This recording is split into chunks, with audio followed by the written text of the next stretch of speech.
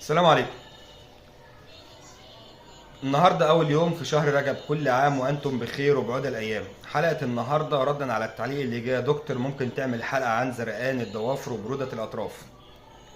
بسم الله الرحمن الرحيم. معاكم الدكتور أحمد السعداني وحلقة جديدة من برنامج صيدلتك في بيتك. يا ريت تعمل لايك وفولو وتشارك الحلقة عشان المحتوى الطبي يوصل لكل الناس. في ناس في الشتاء لما الجو بيبرد بيحصل لها تورم واحمرار وحكة وهرش في صوابع الإيد أو في صوابع القدم أو في الاتنين مع بعض. ده بيحصل نتيجة إيه؟ تعال نفهم مع بعض. لما درجة الحرارة بتقل بيحصل حاجة اسمها فازو كونستريكشن، الأوعية الدموية، يعني الأوعية الدموية بتضيق فبيقل تدفق الدم فيها.